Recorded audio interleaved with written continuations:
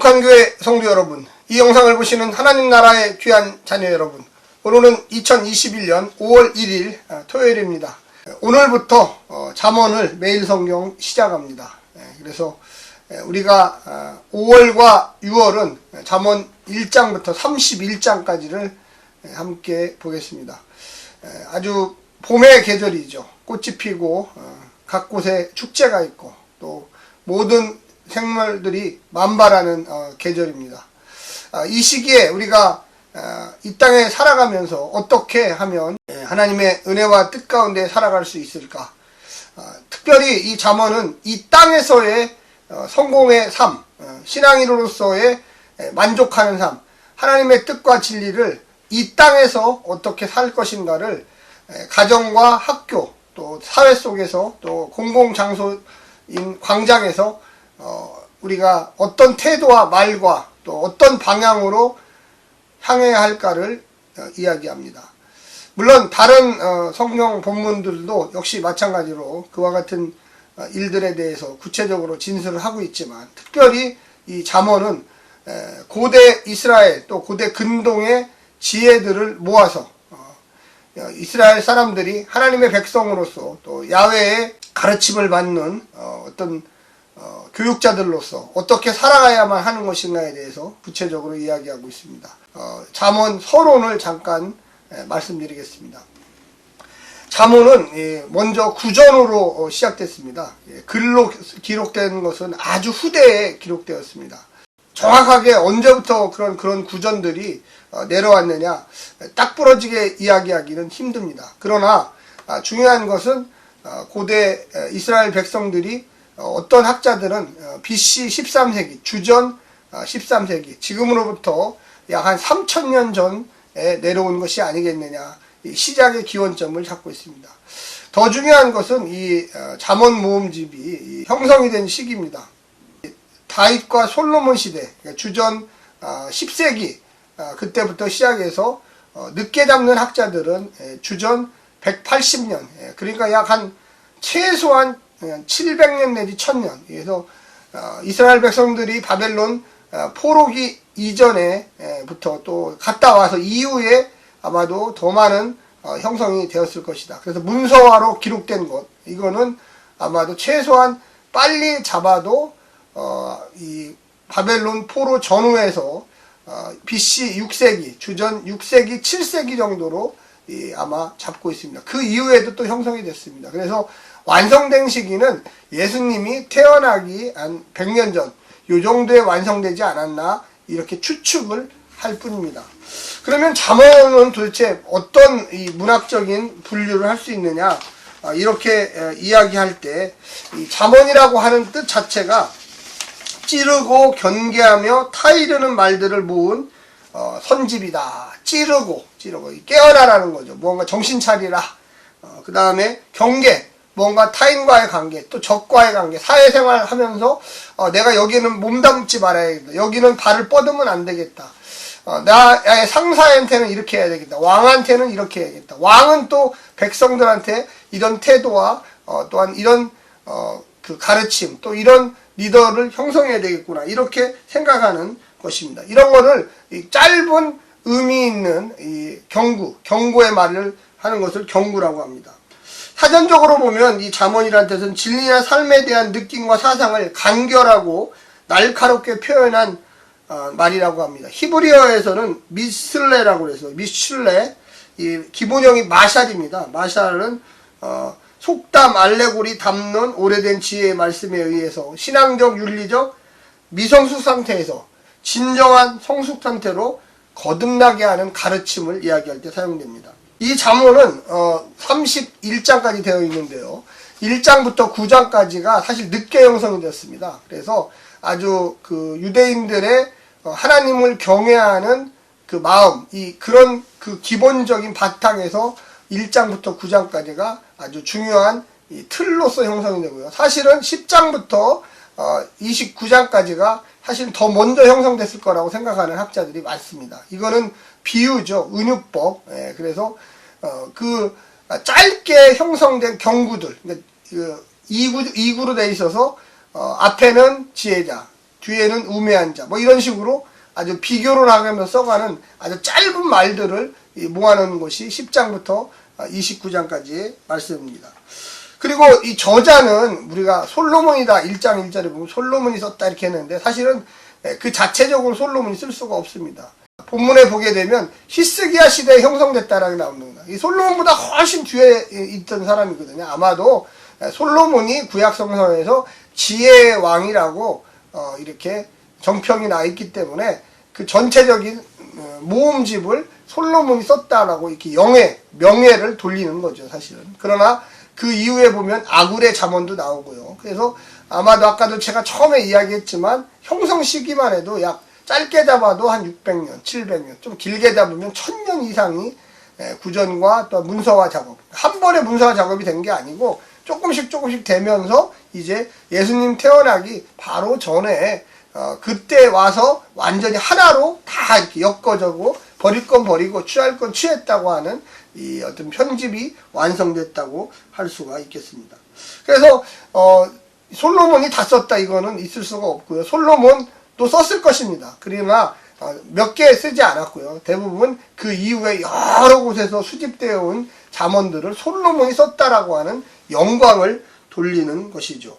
오늘 본문에도 보게 되면 알겠지만 25장에 히스기야 신하들의 편집 활동이 나오고요. 또 아굴도 30장, 르무엘의 어머니 31장. 다양한 사람이 썼다라는 게 그 자체로도 이야기되고 있습니다. 잠언은 지혜, 잠언은 제일 중요한 단어가 지혜입니다. 이 지혜는 여성형입니다. 여성형. 그리고 의인화된 지혜예요. 그래서 지혜가 사람일 수는 없죠. 의인, 사람처럼 여겨지는 이 추상적인 단어, 지혜죠. 그래서 지혜가 지혜를 가리켜요. 지혜가 사람을, 어떻게 지혜가 사람을 가리킵니까? 그 말도 안 되는 일. 그러나 지혜를 사람처럼 이야기해서 가리킨다고 이야기할 수가 있겠습니다.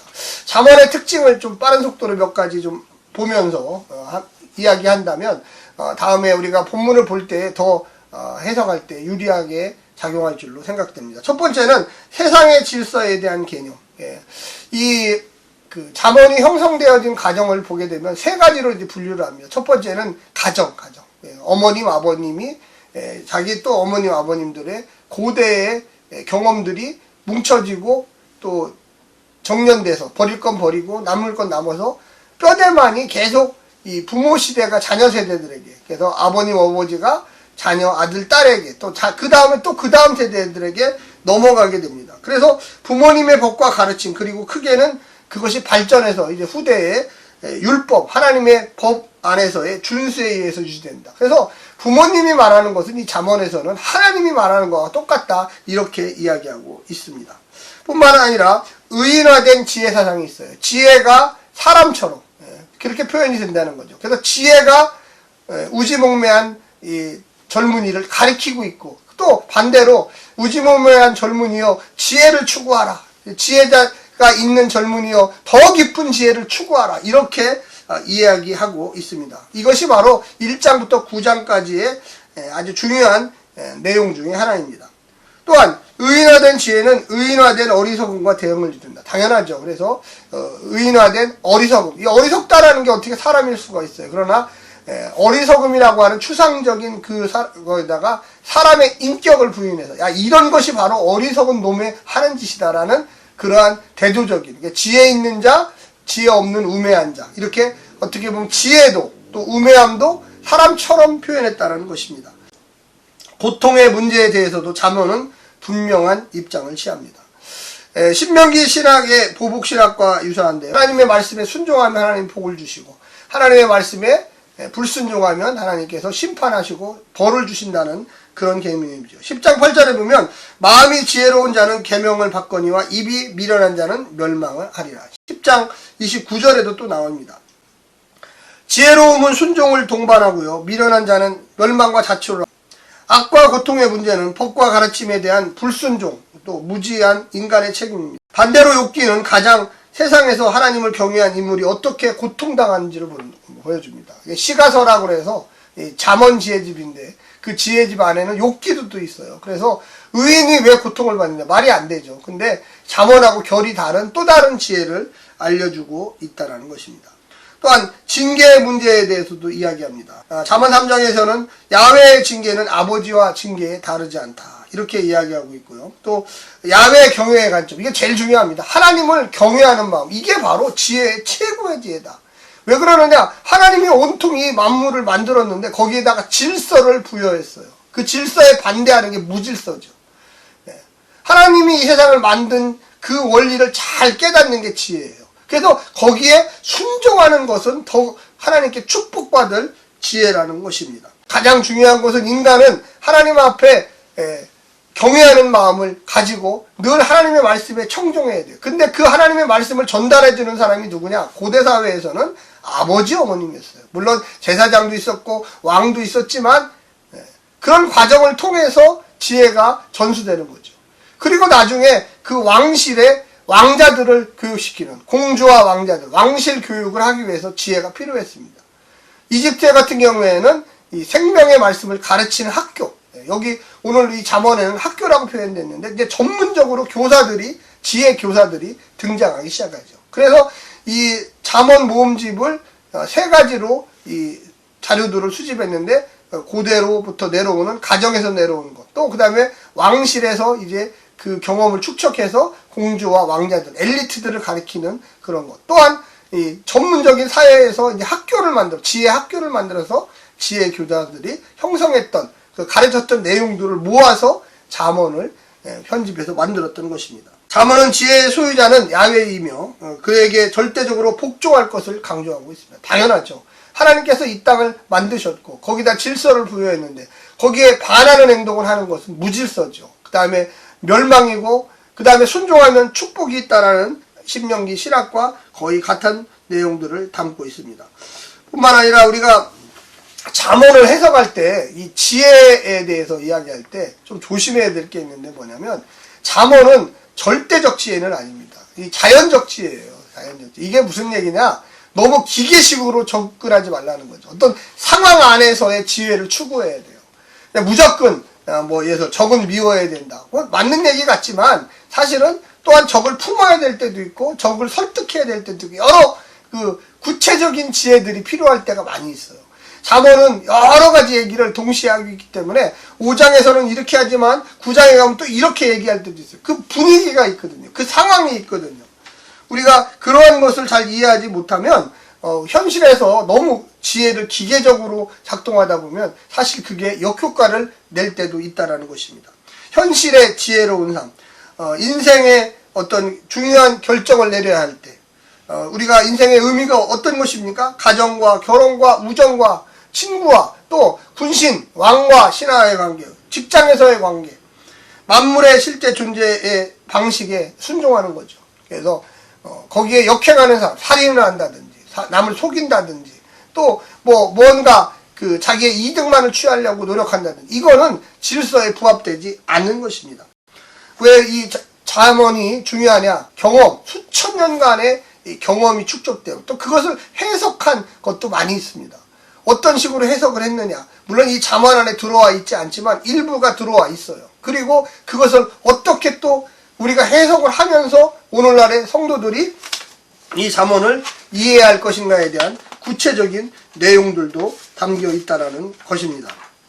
우리는 오늘 이 본문을 보면서 과연 잠언의 지혜란 무엇인가? 삶의 기술이자 예술인의 지혜. 예술인 하면 아트죠. 최고의 경지에 이르는 거. 그러니까 인생을 살면서 어떻게 이 땅에서 정말 신앙인으로서, 하나님의 백성으로서 하나님의 질서에 순종하며 정말 멋지게, 정말 어떤 어려움과 고통이라도 잘 그것을 지혜롭게 다루면서 피해 나가면서 최고의 성공정을 살 수 있는가? 이 성공인의 삶, 성공의 길, 신앙인의 성공의 모습들을 구체적으로 보여줄 수가 있습니다. 또한 삶의 예배인 지혜죠. 우리가 교회 안에서만 와서 하나님 찬양합니다, 이게 아니라 일상 삶 속에서, 공장에서, 성막에서, 또는 광장에서, 시장에서, 가정에서 정말로 하나님의 지혜를 품은 사람으로서 말과 행동과 그 다음에 지혜와 위트와 그 다음에 격언과 교훈과 이런 것들을 잘 활용해서 살아갈 수 있는 것, 이게 바로 예배라는 거예요. 예배라는 거. 그래서 그런 모습 속에 새로운 것들이 나타납니다. 또한 옛 것과 새 것이 만나는 광범위한 지혜 활동입니다. 우리가 여기서 좀 기억해야 될 것은 뭐냐면, 우리가 새로운 것만 좋다, 이게 무슨 젊은이들의 생각이죠. 그러나 과거의 지혜, 이것이 또한 더 위대하다는 것을 깨닫기 시작할 때 부모는 자녀에게 지혜를 배워라, 지혜를 스승으로 삼아라, 하나님의 지혜를 배워야 된다, 하나님을 경외하는 것이 지혜다. 이게 옛것, 부모 세대의 것과 또한 지금 현재를 살아가고 있는 이 세대에 어떻게 적용하며 만날 것인가를 이야기하고 있습니다. 우리는 이 땅에 살면서 그 지혜하고 반대되는 지혜들이 나오죠. 그게 바로 우미몽매한 지혜, 유혹, 세상의 유혹. 여기는 여성으로 그 거짓 지혜자들을 상정할 때가 많아요. 그래서 음란함과 성적 유혹과 남을 속이는 것과 남의 것을 탈취하자, 뺏자는 것들이 계속적으로 또 그 반대적인 개념으로, 하나님의 지혜에 반대적인 인간의 지혜로 등장할 때도 많이 있다라는 것입니다. 사랑하는 성도 여러분, 제가 짧게 이 잠언 서론을 했습니다. 우리가 이 땅에 살아가면서 진짜 실질적인 지혜도 필요해요. 예수 믿지 않는 사람과 어떻게 거래를 할 것인가, 또 예수 믿지 않는 친구와 어떻게 신용을 쌓을 것인가, 또 예수 믿는 사람끼리도 마찬가지예요. 예수 믿는 사람, 성도끼리도 불화할 때도 많고, 어떻게 화해할 것인가, 또 어떻게 어떤 문제를 기다리면서 해결할 것인가, 여러 가지 상황 속에서 무조건 기도만 한다. 물론 기도해야죠. 그건 당연한 겁니다. 하나님이 도와주셔야죠. 그러나 또한 이 성경에 이야기하고 있는 이 잠언의 지혜, 또 욥기의 지혜, 전도서의 지혜, 이런 것들을 내 마음에 품으면서, 또한 시편의 그 위대한 노래들을 내 마음에 품으면서 되씹으면서 생각하면서 하나님께 나아갈 수 있는, 또 이 땅에서 행복을 경험할 수 있는 길을 찾아야 되리라고 믿습니다. 이제 5월달과 6월달 잠언을 통해서 저도 은혜 받고요, 또 이 영상을 보시는 분들도 서로 하나님의 말씀을 통해서 큰 은혜와 또한 길과 지혜를 배우시기를 간절히 부탁드립니다. 샬롬.